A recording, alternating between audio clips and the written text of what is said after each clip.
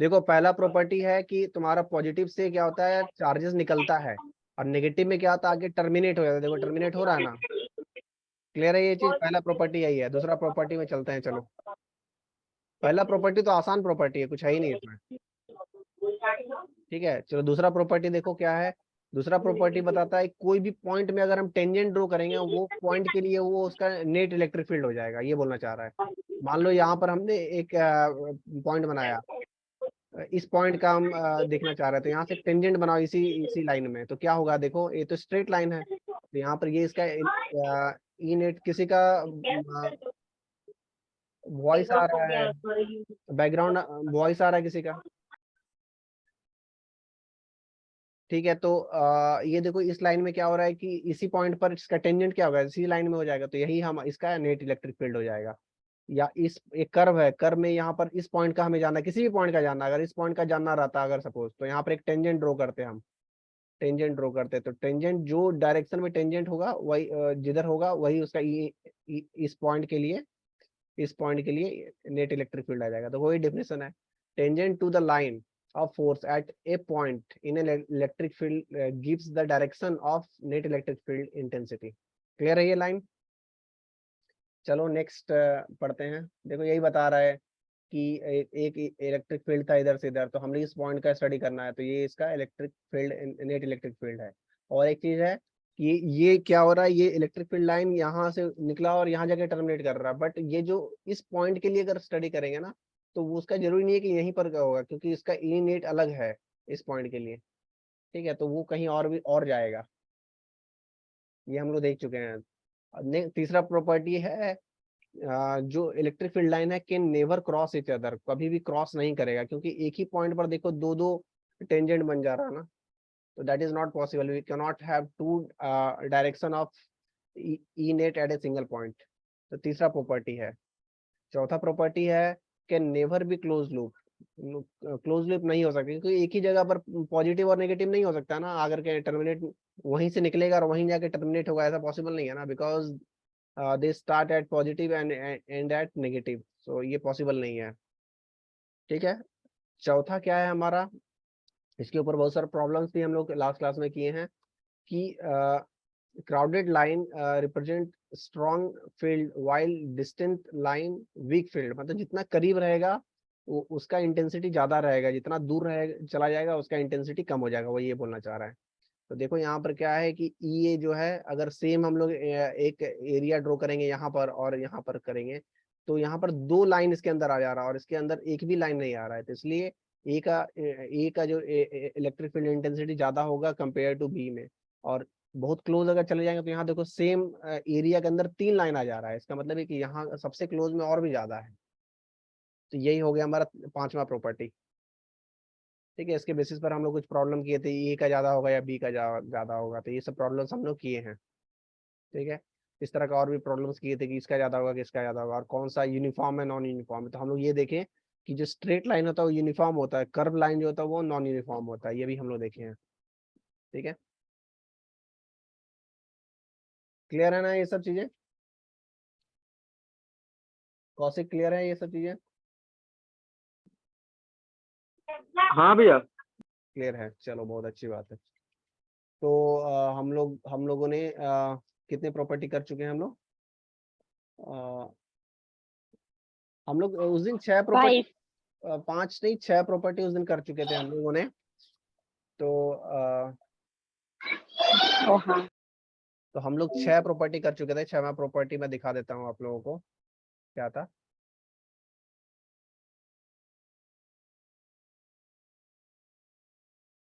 हाँ, ये प्रॉपर्टी हम लोग लिखवाए थे कि इसका मैग्नीट्यूड को बता रहा है, ठीक है। तो देख लो,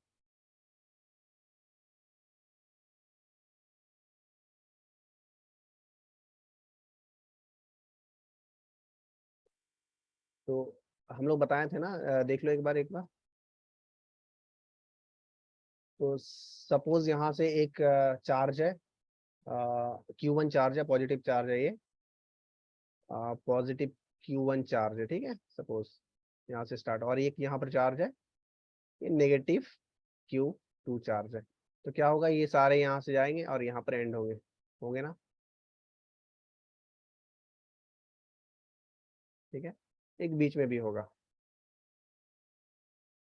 पर मेरा कहना है कि Q1 ज्यादा है कि Q2 ज्यादा है, कैसे पता चलेगा, ये क्वेश्चन है। यही हमारा प्रॉपर्टी नंबर 6 है, प्रॉपर्टी नंबर 6, 6 नंबर प्रॉपर्टी जो है, ठीक है। तो Q1 ज्यादा है कि Q2 ज्यादा है, ये कैसे पता चले? यहाँ तक तो कुछ कुछ भी नहीं पता है, क्योंकि सारे निकले एंड हुआ और ये हुआ। पर यहाँ से पता चलेगा, देखो यहाँ पर क्या हो रहा है ना, कि ये जो है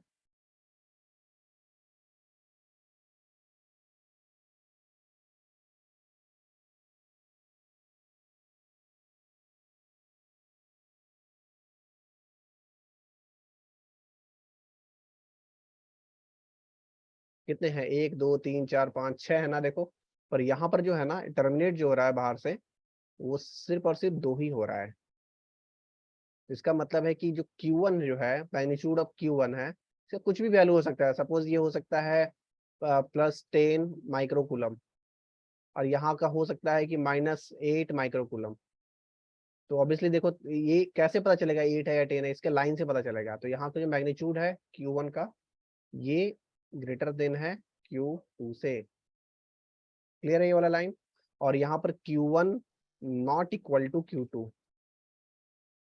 ये हम लोग लास्ट क्लास में देख चुके हैं, ठीक है। तो यहाँ पर और एक चीज देखे थे, नंबर ऑफ लाइंस,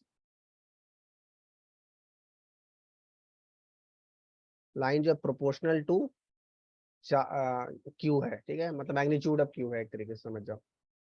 तो ये हम लोग का लास्ट प्रॉपर्टी था। इसके बारे में स्टेटमेंट भी लिख दिए थे, the number of line originating और terminating on the charge is proportional to, देखिए, number of charge is proportional to the magnitude of charge, the magnitude of charge, उसका मैग्नीट्यूड ऑफ चार्ज से कितना हो रहा है। एक्चुअली यहाँ पर ये मोड लगा दो, ज्यादा बेटर होगा, मैग्नीट्यूड ऑफ चार्ज। क्लियर है? ये लिख लियो, तुम लोग बना लिए हो?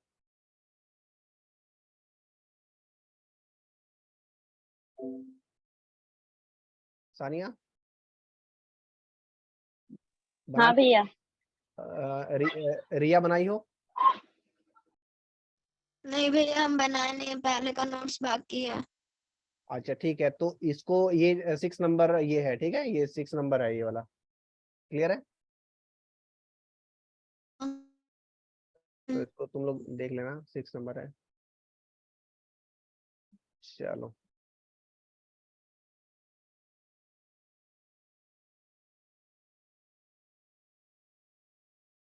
तुम लोग क्वेश्चन ट्राई किए थे, मैं क्वेश्चन दिया था यहाँ पर, सरफराज ट्राई किए थे? Yes sir.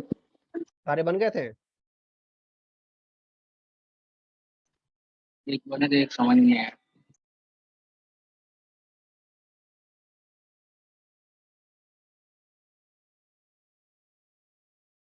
यार सरफराज, तुमसे नहीं समझ नहीं आया, कैसा हो सकता है?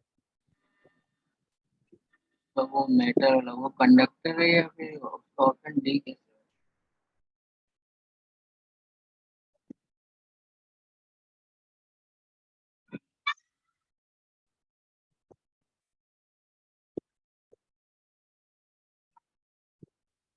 मेटेलिक सॉलिड स्फीयर का एक क्वेश्चन था ना।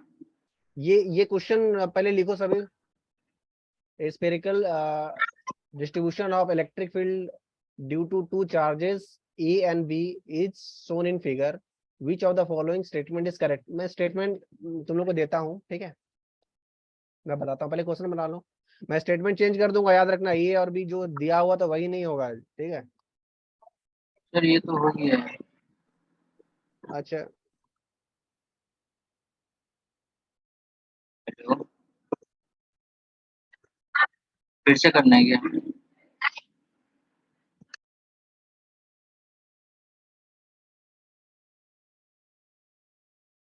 बना लो जल्दी से, बना लो, ये कौशिक बनाए हो इसे।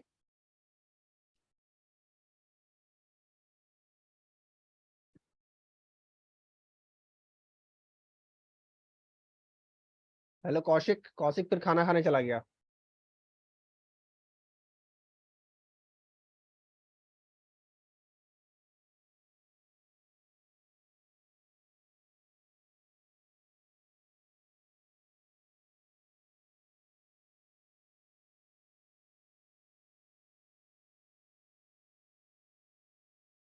अच्छा, इसके बाद वाला तुमसे नहीं बना था क्या? नहीं सर, वो जो मेटेलिक स्पेयर था ना, वो वाला हमको समझ में नहीं आया। मेटेलिक सॉलिड स्पेयर नहीं था। अच्छा अच्छा अच्छा, हाँ कोई बात नहीं, कोई बात नहीं, मैं बता देता हूँ।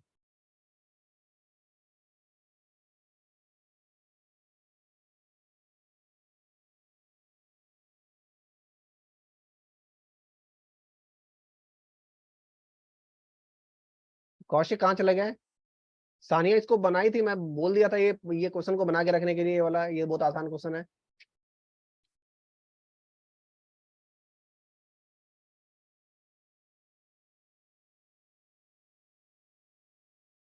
कौशिक,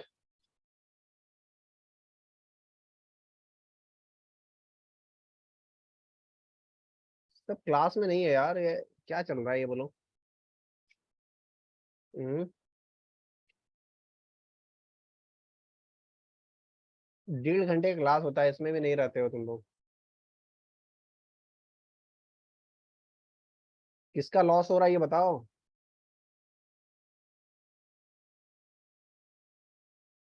कौशिक, कौशिक क्लास में नहीं है। सानिया, हाँ भैया। ये क्लास ये क्वेश्चन ट्राई की थी तुम, ये क्वेश्चन को?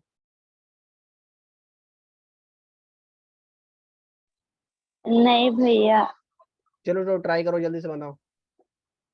ये लिख लियो, क्वेश्चन को लिख लियो। लिख रहे हैं। लिखो लिखो, जल्दी लिखो।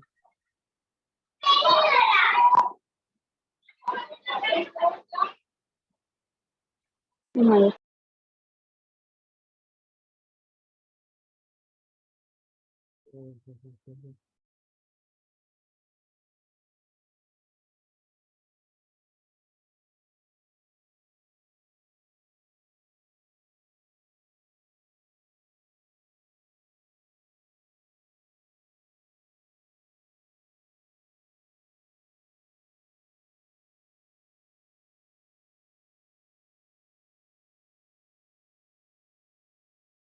चलो इसमें मैं ये क्वेश्चन में ज्यादा समय, हो।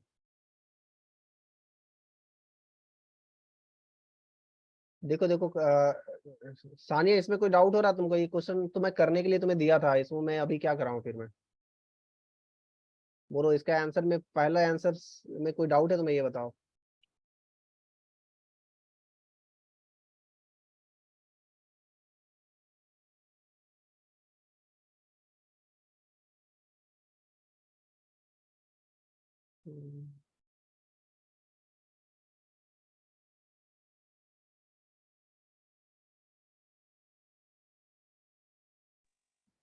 भैया जैसे वो उसमें आप समझाए थे क्या बोलते हैं यार उसको, हाँ बोलो बोलो। प्रॉपर्टी नंबर 6 में जो था, मतलब उसी तरीके से करके इसका आंसर निकालेंगे ना? हाँ देखो यहाँ पर ये पूछ रहा है कि पहले ये बताओ कि ए पॉजिटिव है, ए पॉजिटिव और बी नेगेटिव, इसमें कोई डाउट हो रहा है ये बताओ। नहीं नहीं। ठीक है ना, टर्मिनेट हो रहा है यहाँ पर, ये है। अब दूसरा है मैग्नीट्यूड का बात चल रहा है, इसमें वही पूछ रहा है ना, मैग्नीट्यूड का बात चल रहा है।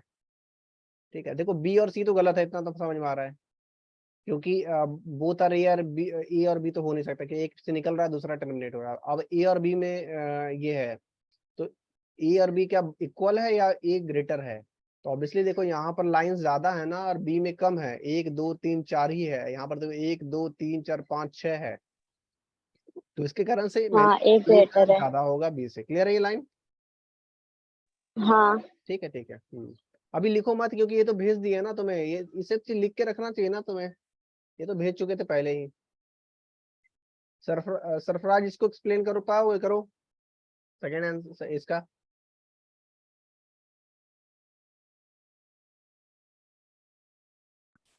हाँ सर, इधर 5 माइक्रोकूलम पॉजिटिव में था, इधर माइनस 4 नहीं, माइक्रोकूलम में। इसमें तो कोई दिक्कत नहीं है सानिया, इसमें कोई पहला ऑप्शन में कोई प्रॉब्लम है तुम्हें, ये बताओ। Option A, option A. नहीं भैया।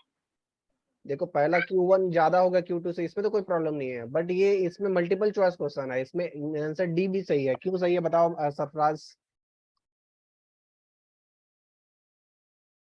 एक मिनट। बताओ।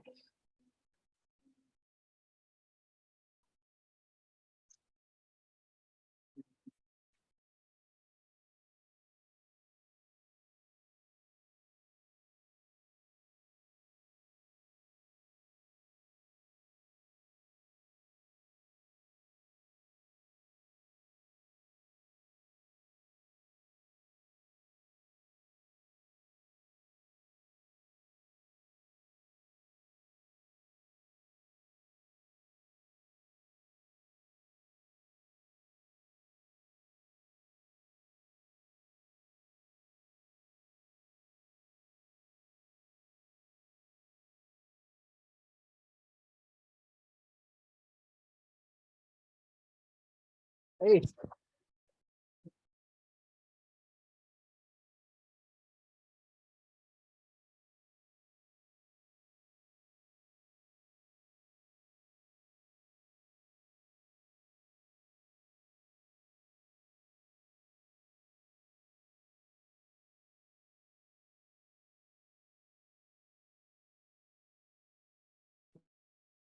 बोलो सरफराज।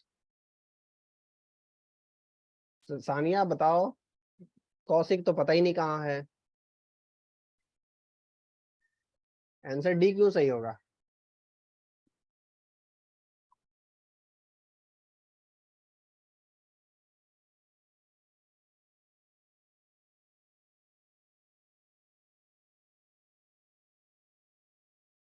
हम्म।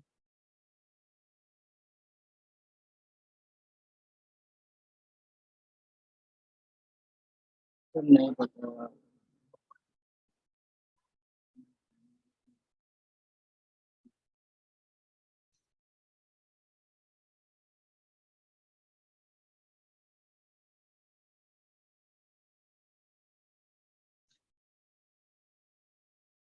तो क्यों वो बता दीजिए। रिया सोनी, हेलो। आनंदिता, आनंदिता बताओ।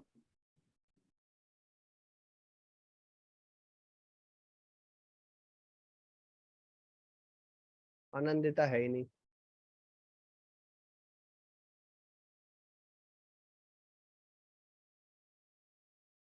मैं क्लास का वीडियो भी भेज दिया हूँ, तो उसको देखना नहीं है। अगर तुम क्लास में नहीं हो किसी कारण से, तो कम से कम वीडियो तो देख लो कम से कम।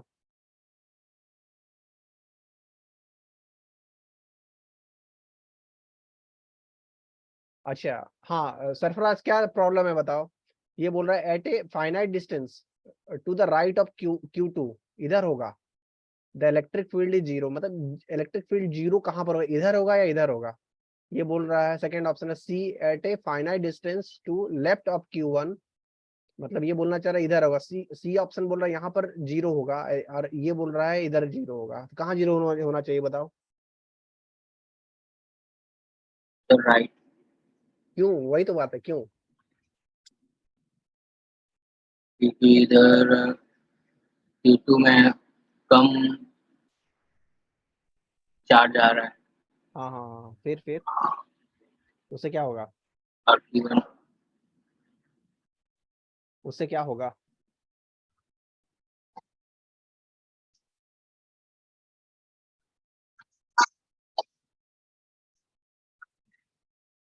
बोलो बोलो।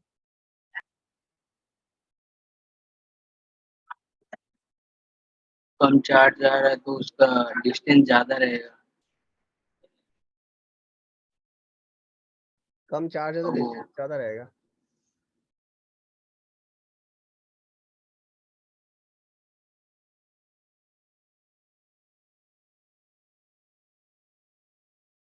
ये प्रॉब्लम तो हम लोग ऑलरेडी किए हैं सरफराज, क्यों नहीं बता पा रहे हो बोलो? ये सरफराज, ये तो तुम ही बनाए थे, मुझे याद है ये प्रॉब्लम को क्लास में।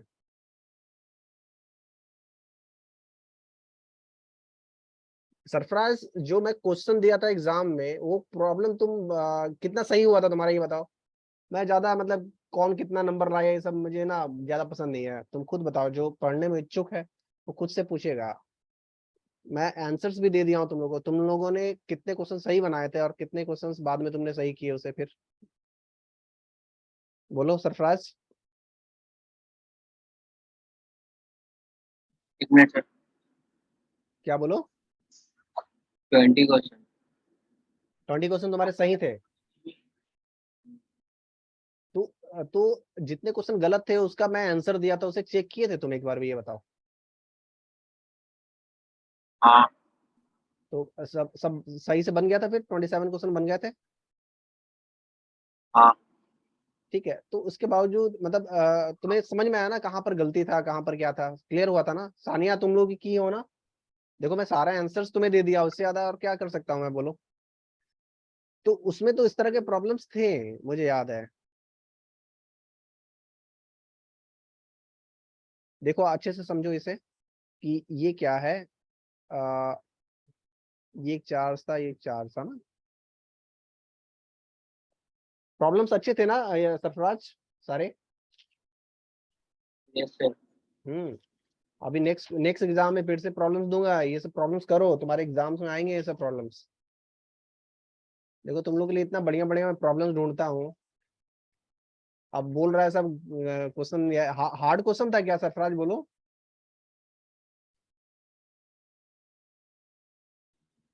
लॉजिक थोड़ा लगाना। और मतलब मैं जितना पढ़ाया था उससे क्या ज्यादा पूछा था, बोलो? नहीं सर। तो इतना तो बनता है ना, ये सब क्वेश्चंस तो बनते हैं ना। चलो अब हम लोग देखेंगे वो क्वेश्चंस भी, कभी होगा तो हम लोग फ्री टाइम में एक बार डिस्कस करेंगे सारे प्रॉब्लम्स को। तो ये है तुम्हारा Q1 है चार्ज ना, यहाँ Q1 चार्ज है और ये Q2 चार्ज है।